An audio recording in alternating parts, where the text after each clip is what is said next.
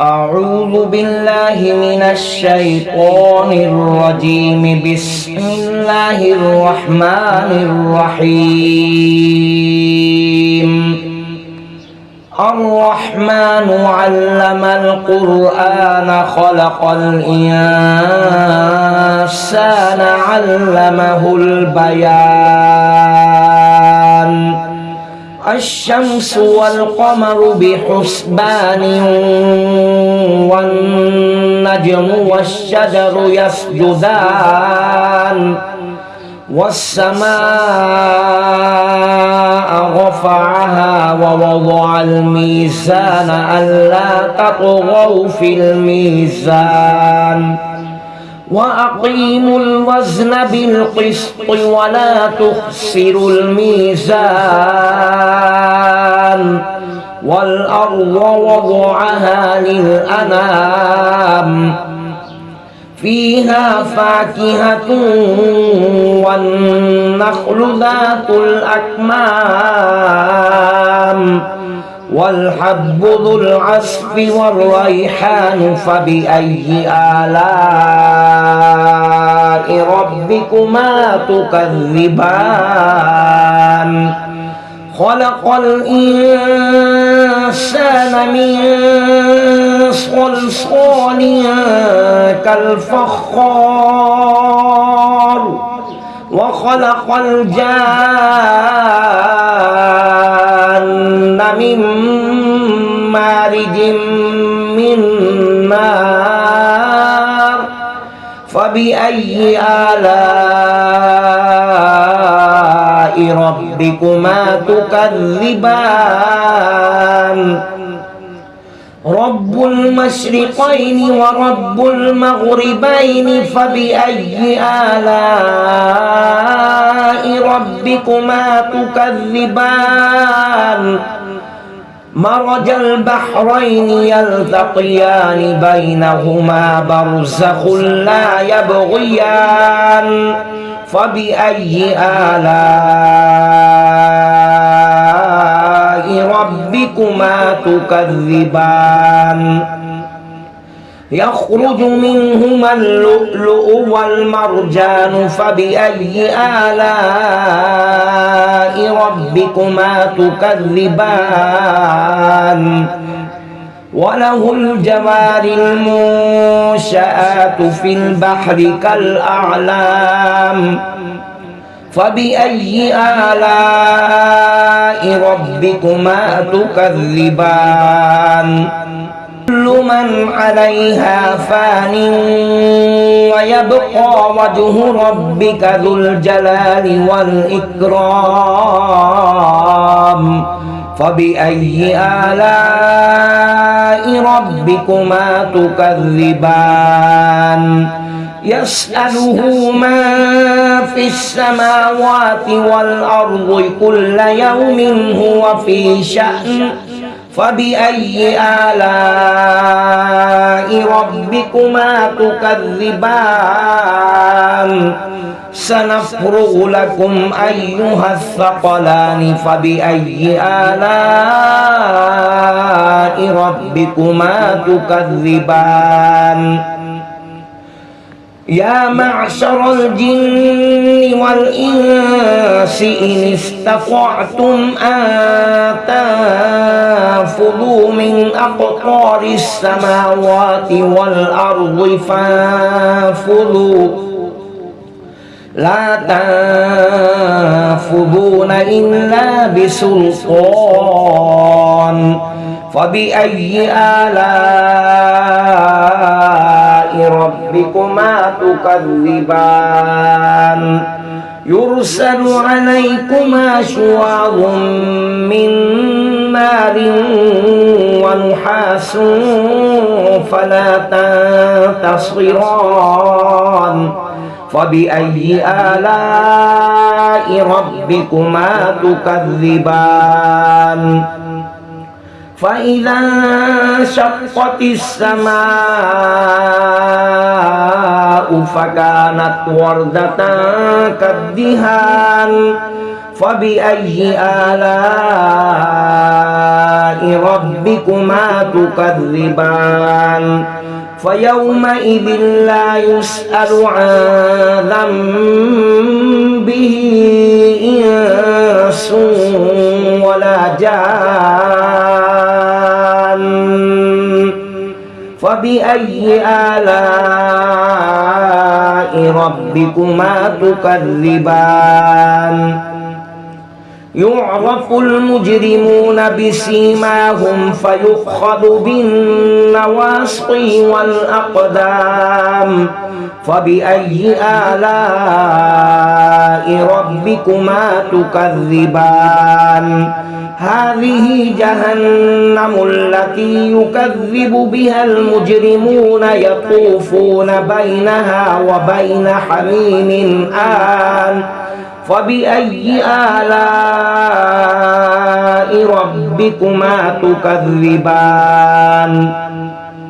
ولمن خاف مقام ربه جنتان فبأي آلاء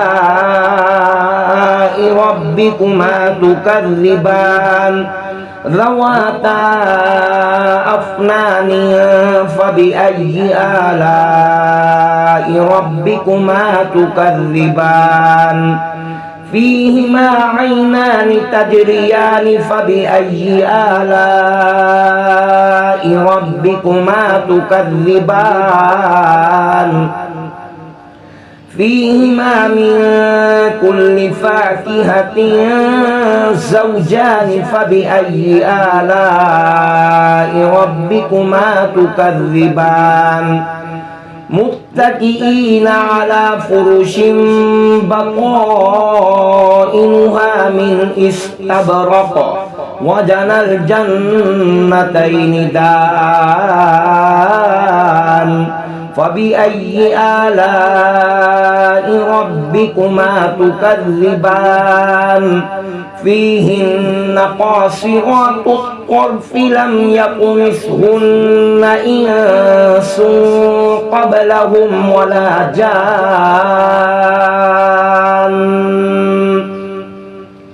فبأي آلاء ربكما تكذبان كأنهن الياقوت والمرجان فبأي آلاء ربكما تكذبان هل جزاء الإحسان إلا الإحسان فبأي آلاء ربكما تكذبان ومن دونهما جنتان فبأي آلاء ربكما تكذبان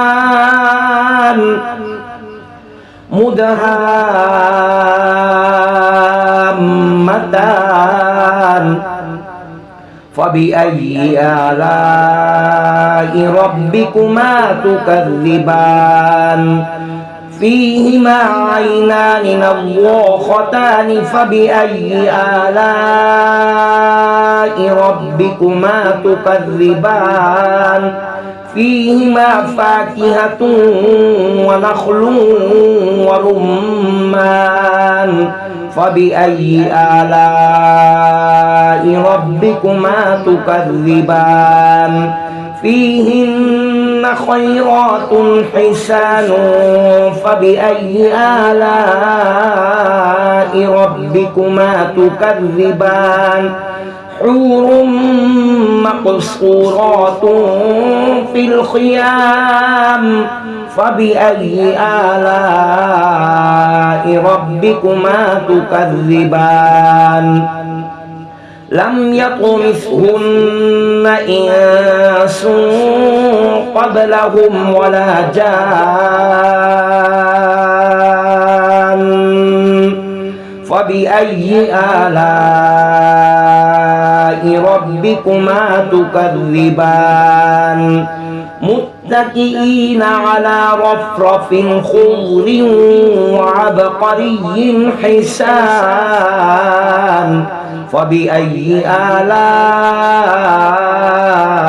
ربكما تكذبان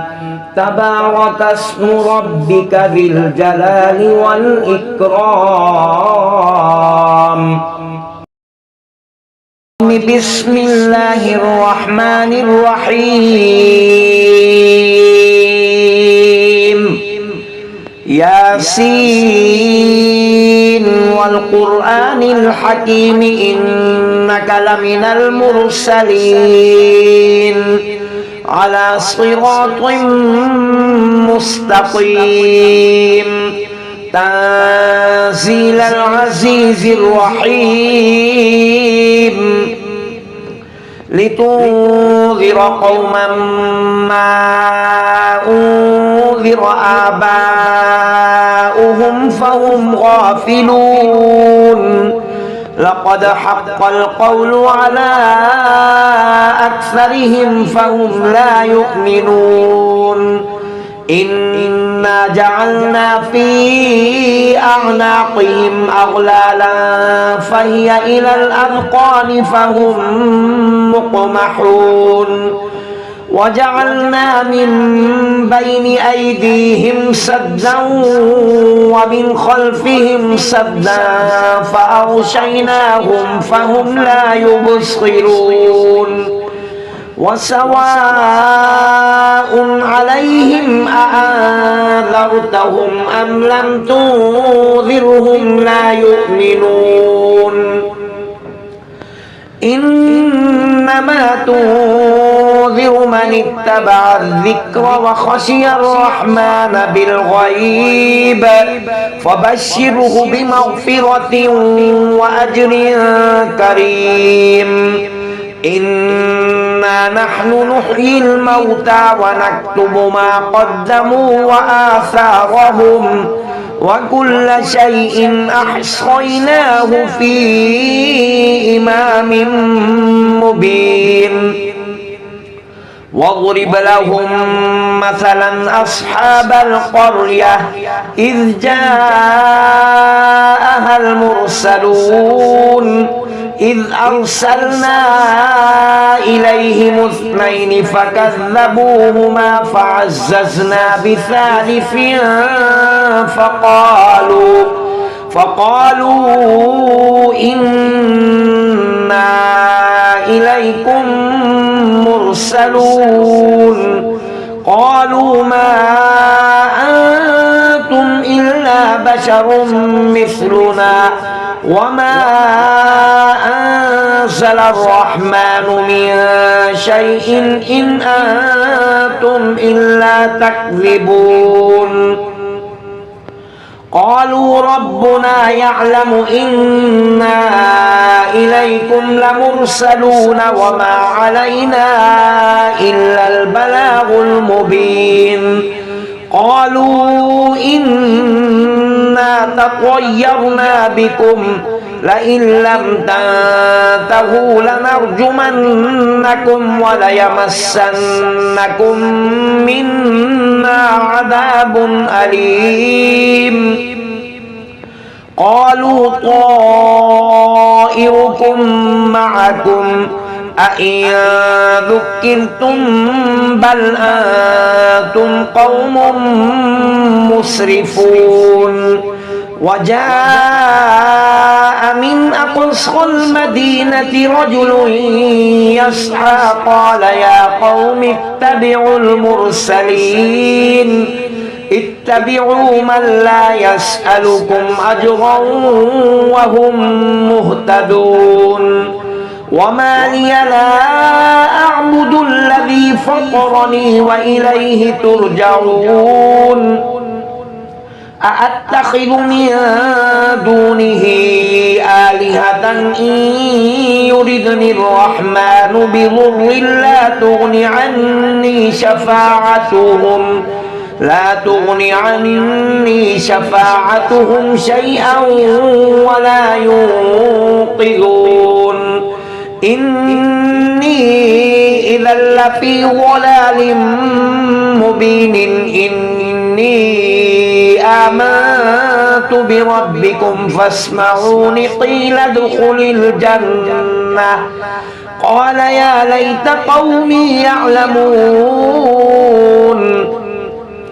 بما غفر لي ربي وجعلني من المكرمين وما أنزلنا على قومه من بعده من جود من السماء وما كنا منزلين إن كانت إلا صيحة واحدة فإذا هم خامدون يا حسرة على العباد ما يأتيهم من رسول إلا كانوا به يستهزئون ألم يروا كم أهلكنا قبلهم من القرون أنهم إليهم لا يرجعون وإن كل لما جميع لدينا محضرون وآية لهم الأرض الميتة أحييناها وأخرجنا منها حبا فمنه يأكلون وجعلنا فيها جنات من نخيل وأعناب وفجرنا فيها من العيون ليأكلوا من ثمره وما عملته أيديهم أفلا يشكرون سبحان الذي خلق الأزواج كلها مما تنبت الأرض ومن أنفسهم ومما لا يعلمون وآية لهم الليل نسلخ منه النهار فإذا هم مظلمون والشمس تجري لمستقر لها ذلك تقدير العزيز العليم والقمر قدرناه منازل حتى عاد كالعرجون القديم لا الشمس ينبغي لها أن تدرك القمر ولا الليل سابق النهار وكل في فلك يسبحون وآية لهم أنا حملنا ذريتهم في الفلك المشحون وخلقنا لهم من مثله ما يركبون وإن نشأ نغرقهم فلا صريخ لهم ولا هم ينقذون إلا رحمة منا ومتاعا إلى حين وإذا قيل لهم اتقوا ما بين أيديكم وما خلفكم لعلكم ترحمون وما تأتيهم من آية من آيات ربهم إلا كانوا عنها معرضين وإذا قيل لهم أنفقوا مما رزقكم الله قال الذين كفروا للذين آمنوا أنطعم من لو يشاء الله أطعمه إن أنتم إلا في ضلال مبين ويقولون متى هذا الوعد إن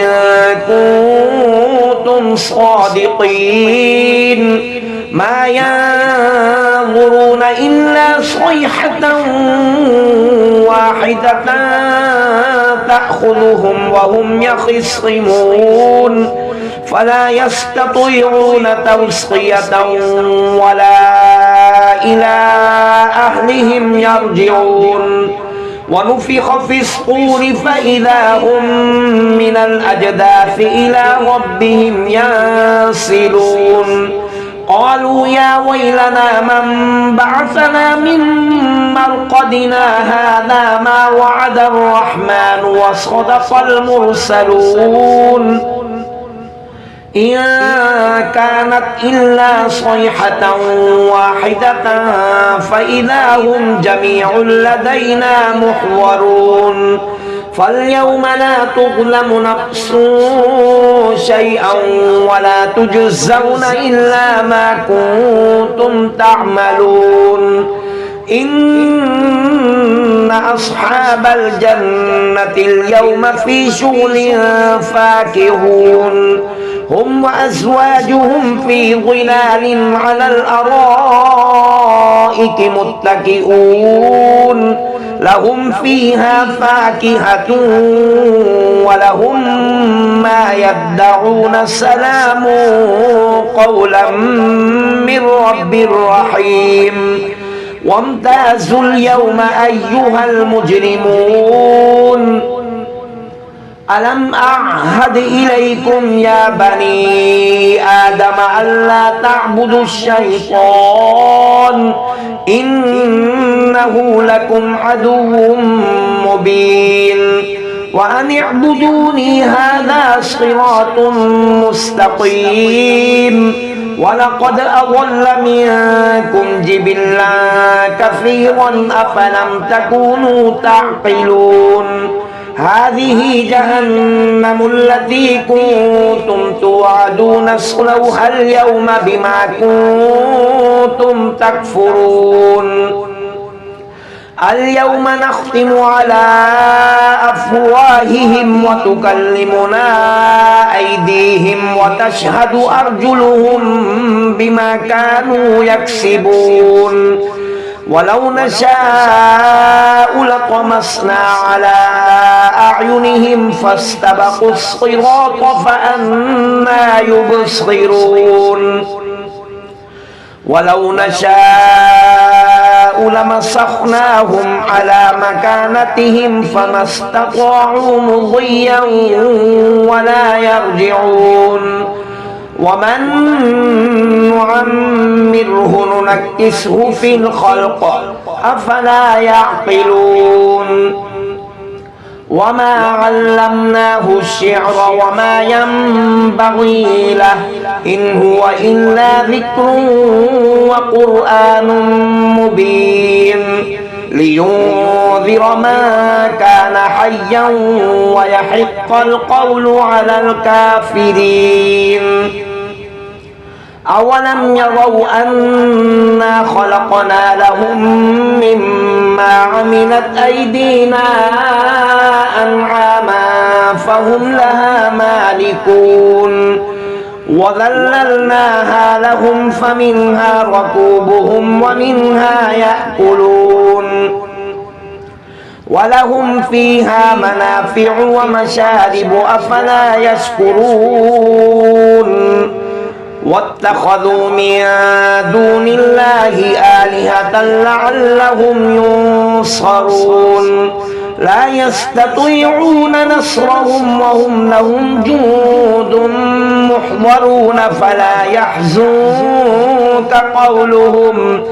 إنا نعلم ما يسرون وما يعلنون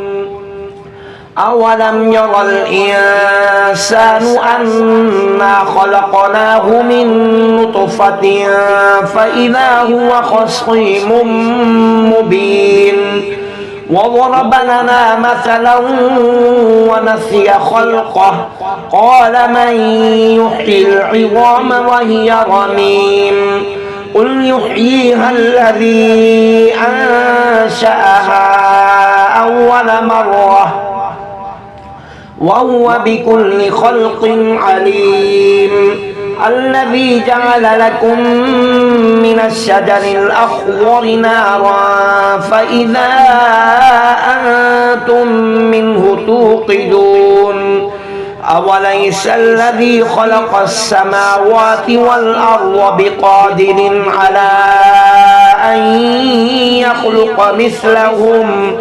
بلى وهو الخلاق العليم إنما أمره إذا أراد شيئا أن يقول له كن فيكون فسبحان الذي بيده ملكوت كل شيء وإليه ترجعون صدق الله العظيم